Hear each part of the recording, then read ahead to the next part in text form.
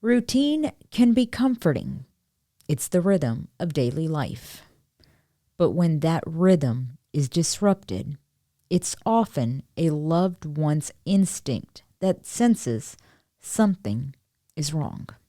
A missed phone call, silence when there's usually conversation, and that gut feeling something just isn't right. That's exactly how this story began in Livingston Parish. A concerned daughter could not reach her mother. After several unanswered calls, she reached out to a family member who lived nearby to check in. What they discovered was unsettling. A front door open, and she was gone. That was 16 years ago. Till this day, that woman, Barbara Blount, remains missing. A case that still weighs heavily and haunts the Livingston Parish Sheriff's Office as they continue their relentless search for answers. In this episode, we delve into the mystery of Barbara Blount's disappearance. We sit down with the Livingston Parish Sheriff to discuss where the case stands today and what the investigation has uncovered so far. I'm Kiran Chawla, and this is Louisiana Unfiltered.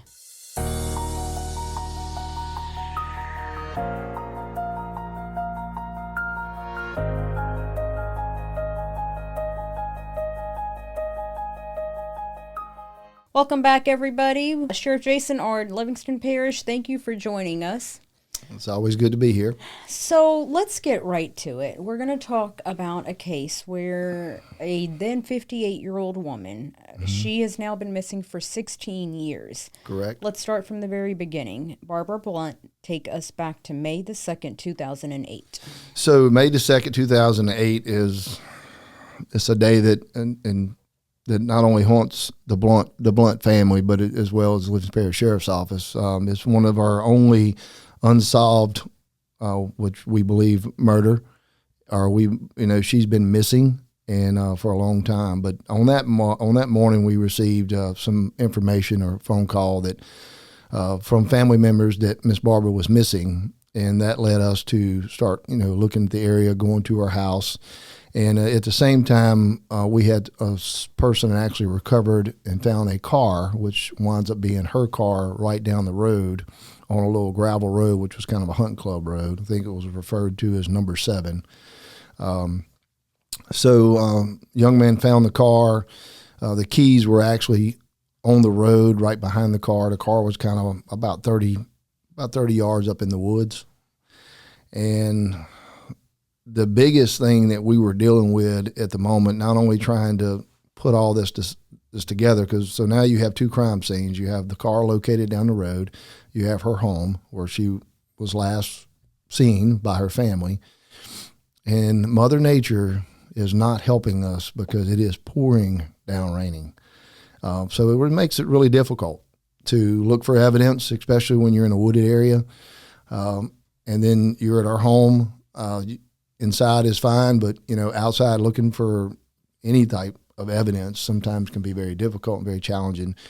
So that again, we're at 2 crime scenes. We have one down the road, which we had a few people say that was the last area they seen Barbara Blount, and they actually said that if you look back, there was reports that were made that she was with a young man with maybe dirty blonde hair.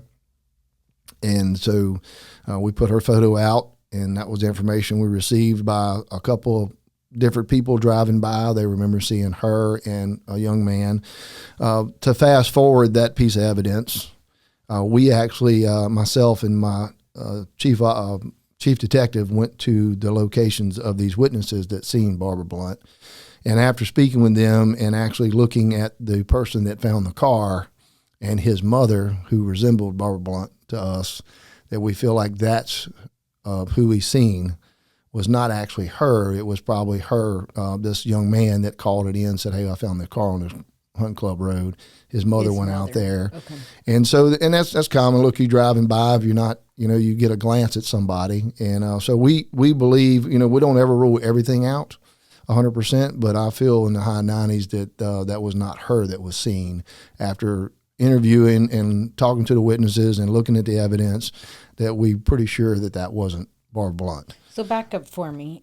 You said there are 2 crime scenes, the car and the house. How far apart are these two areas? They're not far apart. I want to say about a mile. Okay. Less than 3, but I don't think it's about a mile. It's right up there. I mean, you go out of her driveway, you took a right, and it's down on the left. Like it's not far at all. So we have a viewership that is not only local. So for people who don't know, explain what Holden is like, this area. So Holden's a very rural area. Lots of pine trees. There's a lot of warehouser property. And people around here know warehouses. It's nothing but pine trees. And if you get up and look at it from the air, I mean, it just looks like a forest for miles and miles and miles. So Holden's very rural. We were only about 3 miles south of St. Helena Parish line. And so obviously where her car was at, which her car went from her house to this spot, we know that. And this car was found in very much walking distance to her home. So obviously the suspect parked his vehicle there, walked to her house, and then they drove her car to there. That's what we believe that happened. It's the only way her car would get there. We don't know that she would drive her car and park it there, But again, there's a lot of unknowns about this. And I mentioned earlier about Mother Nature. Not only is it pouring down rain, we have the crime scene on the way to process this crime scene in the vehicle, and by the time they get there, we wind up having to tow the vehicle because there's water already going in the doors of the vehicle. So for people who don't understand, explain how terrible the rain is. I mean, we see it on CSI, but we also know TV is not reality. Right. So we're talking, if it's a footprint, we're talking fingerprints. Look, it's a gravel road. So the water is pouring down. So that's beating up any footprint that might be there, right? You also have your cars kind of parked off the road, so it's nothing but mud. Some of the evidence is just basically getting washed away. You got water rising, so the potential of something being in the vehicle is there, right? But now your water is starting to intrude inside the doors of the vehicle. And it's just hard to process a crime scene like that. And then you're surrounded by trees and thundering and lightning and pouring down rain. And again, that area right there is known to flood. And so the water starts rising. It rises very quickly. So quick that we couldn't actually process the car. We had to actually wind up towing it off and process it later. Now, has Barbara Blount's body ever been found? No. It has not. And we've received a lot of tips. And look, we encourage people. I don't care if you've given me a tip 50,000 times, give it to us again. We go through this case all the time. This is not a once-a-year thing for us. We have several detectives that are assigned to this case, and any tip that comes in at any time, we try to go through and we follow up with it. Every time I reread these reports, I read it word for word, and I find things every single time that maybe we missed. And I'll call and say, hey, did y'all think about this? Did we talk about this? So that's what we continue to do. But to go back to the beginning, Kiran, one of the biggest things that I can remember that was so challenging for the detectives was it was a very clean crime scene, okay? So much so that we felt like that maybe a professional was involved. Maybe we even went on that route. I had the FBI came in and they went through the scene with us, felt the same. And look, it could be because her house appeared to have just been cleaned, and maybe she just got through cleaning it, and maybe this all happened under her carport, where we found a phone. I think we've shared photos. This phone looks like that maybe it was involved in an altercation, or maybe because the wind was so bad and she left it on the counter outside that the wind blew it down. We don't know, but that was back when everybody had portable phones. A regular phone. Like a cordless phone. It was a cordless phone. I'm sorry. I can't even hardly say it anymore. No, everybody has cell But that's, phones. like I said, 16 years ago, but it was a cordless phone, which everybody remember those days that had them. I mean, you would leave it in your garage. You sometimes will find that you brought it to work with you because you didn't realize you had it in your hand when you got in your car. So we don't know if she left it outside and the wind blew it and it hit the concrete, and because the batteries come out the back of it, or, as a investigator, you think, well, there's obviously an altercation here. Maybe she was trying to call 911. Maybe she was, trying to protect herself. So obviously something happened. So there was some signs of some type of struggle, maybe outside. And then there was nothing where we found her car other than her keys was on the road right behind the car. Sheriff, explain to us, was foul play suspected? And I guess it's a two-part question. Mm-hmm. So explain to me what the conditions were when you walked into this house. And because of that, was foul play suspected? Well, there was no...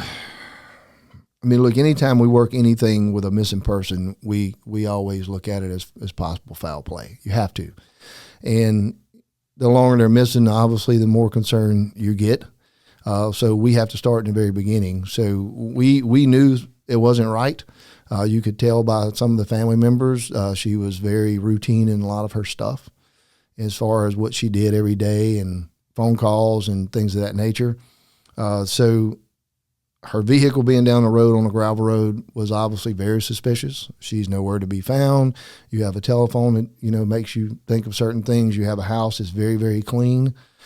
So there was a lot of things that were obviously going through your head, but it was a very unusual, clean house. But I guess explain what we understand is the door was open, yes. Correct? Mm-hmm. And then there were no signs of a robbery because things were stacked up inside the house. And nothing was missing. They had cash that wasn't missing. They had piggy banks that wasn't missing.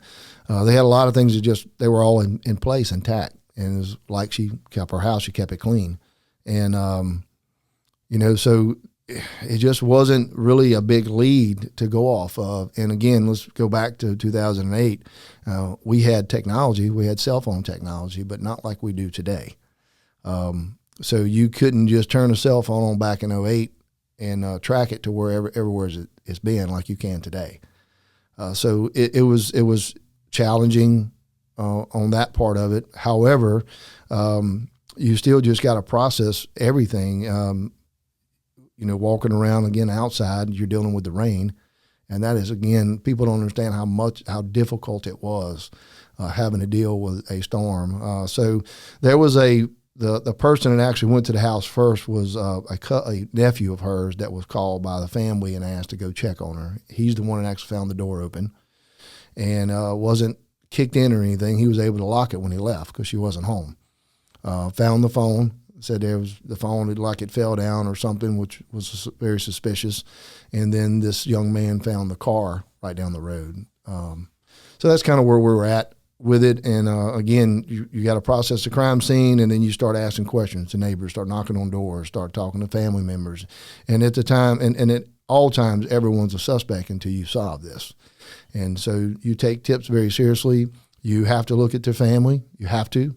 And that's what we're going to do. We're going to look at everybody. We're going to look at whoever was the last person that had contact with her, who was the last person that maybe was in the house, who was the person that found the car, who was the person that was seen on the side of the road. I mean, we go to all those, and you go through these files, you'll see, and I think you read some stuff earlier where there's just a random sentence, that person's name, and we talked to her or verified that she was working that day, or he was working that day, or they were in prison that day. So any name we came up with, or somebody gave us a name, and a lot of us could be neighborhood person that they're like, well, this guy always looks suspicious. I've seen him ride his car up and down the road. Well, we're going to check that out. And you can see we've done that, and we'll continue to do that. And as we get names, and now we've had a lot of family members, and we had a lot of people in the neighborhood that agreed to take polygraphs, and they've all taken polygraphs. Some of them has taken polygraphs multiple times. Some for the reason of us just trying to make sure that the stories are what we feel like they are, or maybe checking a few details, maybe checking some evidence that or a tip we received. So with that, we've turned, I feel like, every leaf over, but unfortunately I know there's several that we have missed. And that's what we're trying to do. We're trying to find those. Do you think she's alive? You know, there's always that hope that you want to say somebody's alive for the family's sake. And I would love to say that I do, but my experience and what I've been through in my career, I believe that, you know, she was killed. And we're looking for her body somewheres. But 16 years later, I mean, it's going to be tough to find a body. You may find bones, correct?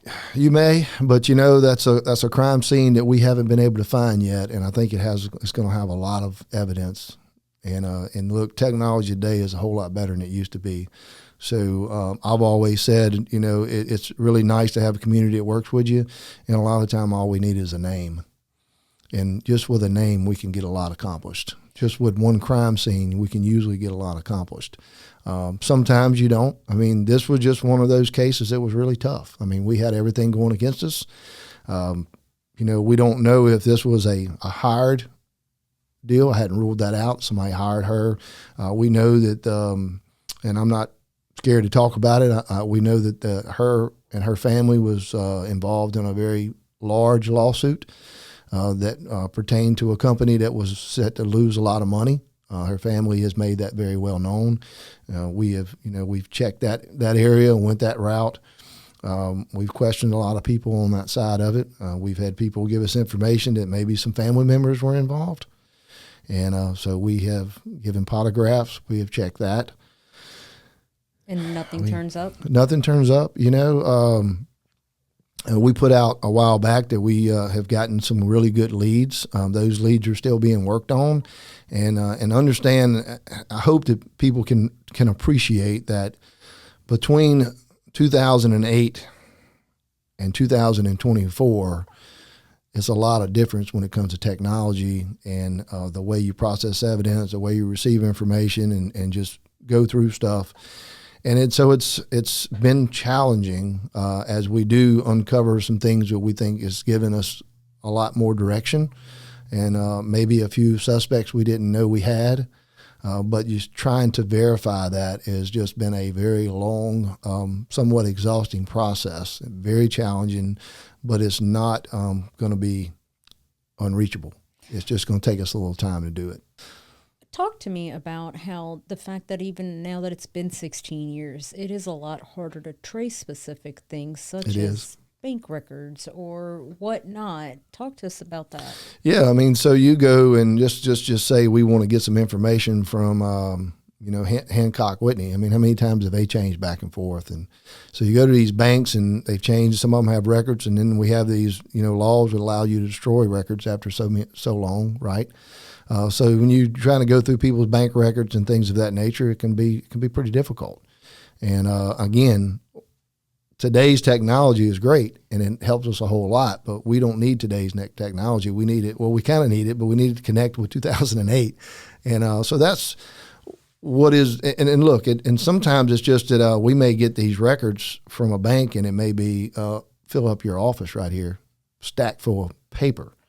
And you know that from experienced reporters. Sometimes that's a lot of information to go through, and it's just something that, we takes a little time. We have several detectives that work these cases, and they also have their other cases they're working. Mm-hmm. But we don't put anything to the side. They put a lot of hours and days when we get these tips to make sure that we follow this. Let me tell you, Barbara Blount is almost a part of the sheriff's office if she's not a part of it, because if we get a tip on her, they pretty much drop what they're doing to see what it is. I mean, every detective knows exactly who she is, and they know a lot about the case. Most all of them have actually looked at it. So I love having fresh eyes look at something. And then we've had a lot of people from the public reach out and want to help us. And we've allowed them information. We had Woody Overton actually was a detective with us when this case happened, and he has ventured off into it and been able to come up with some tips and different informations, and even, hey, this is what I believe happened. So all that stuff helps. It really does. And again, I'm not giving up on this case, and I know that my detectives are not going to give up on the case, and it's just something we're going to continue to do. We know those missing pieces of that puzzle is there. We just got to find them. So you said that this was, well, I'm sorry, let me back up. We're talking about just how difficult it is to look through bank records. Yes. The main reason we're talking about that is there is possibly the thought that this could be somebody hired. And that's why you're looking for bank records, correct? Yeah, so we don't want to rule out the fact that somebody was hired. So we want to, we subpoenaed, bank records and a lot of other information from several different suspects, and just to see if we can, find a clue with that. And again, we receive information, receive tips that led us in that direction, and it's just a lot to go through. It's a lot to process. It's a lot of paperwork, and it's just not easy. But it's just something that's going to have to be we're going to be very thorough with. And hopefully we can find the missing piece in the bank records. And if nothing else, we'll get to the dead end of the road, and it may not be nothing there, and then we'll go to another route. But when you get these tips, it's very important that you follow them all the way. And sometimes you do it more than once. So have you been able to get some of these records?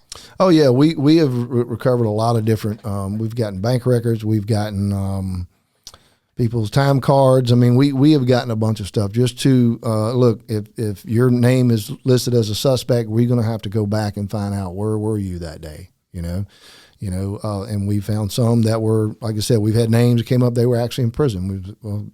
Could be them. They wasn't even around that day. They was actually locked up in one was locked up, I think, in Rayville, okay, Louisiana. We had one. No, they were working that day. We go and talk to the boss and. Yes, they were confirmed that they were working that day. So you rule a lot of people out like that, and then you have those that you can't rule out because maybe you wasn't able to find out if they were working that day. And look, and again, as we go through this, there's and I'm not scared to say, I'm very upfront about it. There's things that the detectives missed. That I think that maybe we could have did a little bit more efficient on that part of it. So now you're going back and you spot that, just say in 2012, even from 2008, you're like, we should have done that. Let's go try to do it. Well, it's several years later, it's sometimes difficult. And if that company deleted everything or destroyed records because they keep so much for so many years, then it's a dead end, and you have no other avenue at the moment. So you didn't have the Facebook where I can just go back and look in your history to see where you where were you at? Were you in Florida and Destin like you said you were? Yeah. You have pictures on the beach. So there's a lot of things that we can do today that we couldn't do then. Back then. So and even now a lot of people don't keep their history so far back, So again, from bank records to again, like the old time sheets, just anybody that we got to find out where they were at. Have any of the bank records that you guys have been able to obtain, have any of those turned up anything? Not yet. Not yet. And again, it's just so much information to go through. It's not easy, but we're just taking it a day at a time with that.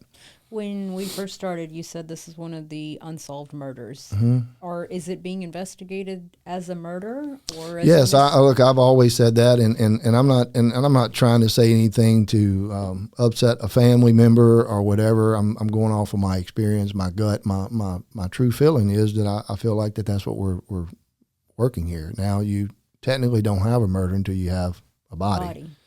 We all know that. But to me, this person has been missing for 16 years. She was 58 years old when she went missing. And I just feel like that because of her, what we know about her, I think that she was a fighter. And I think that I just think that somebody went there and they either killed her there or killed her somewhere else. Again, there is motives that are out there. We just have to prove that those motives are going to be somehow tied to this. Are you at liberty to explain what some of those motives No, are? I don't want to really get too much into it because, again, you got to know that that's what it is, and I don't want to point a finger at somebody unless I know. And normally I don't point a finger, and that's normally when the handcuffs come out. And that's what we're working toward, is to be able to bring closure to this case, to our community, and especially that family. Explain who was Barbara Blount to us. Look, she was a mother, grandmother. She was a sister. She was known by a lot of those people in that area. They'll tell you she was just a sweet lady. She worked hard. She lost her husband in a very terrible accident. He was actually driving a tanker truck, gasoline truck, and was hit by a train over in the Chalmette area. And so the community loved her, and she was, you couldn't ask for a better person. She was, when you picture your grandmother, your mother, that all the good times, that's who she was. And so she was known to take care of herself and, work hard outside in the yard, and everything she did, but that's the type of person she was. Anything in her history that would give you reason to believe she had an enemy out there? Every name that they have given us, we have followed up on and continue to follow up on. But everybody, I guess, has some person that may have envy toward them or some type of enemy. But I don't remember any enemies actually listed. But there was definitely some motives, if that makes sense. Yep. That she needed to be either out the way or possibly had something to gain if she would disappear. Did she have a criminal past herself? She did not. Okay. So this really is one of those cases where you're scratching your head. We are. I've scratched it so much my hairs fell out, as you can tell. And I say that it's a struggle every year. And look, I've even brought new detectives in, like I told you, just, hey, y'all look at this, just completely look at it, see if we missed anything. So you have to do that. And don't go in thinking that you are the only guy and you didn't miss anything, because you can't. Everybody misses stuff. So we take this very serious. We take all our cases very serious. And if you look at the history in our parish, when it comes down to homicide investigations and missing persons and things of that nature, we pretty good track record. We usually solve them pretty quick. We have a community that just jumps on the bandwagon with us, and they give us a lot of information. We can't solve a lot of crimes without your community getting involved, because they hold the key. They have a lot of evidence. Some of it by sight, some of it nowadays on their front porch at their little cameras. So community is very important. And in this case, the community has absolutely stepped up.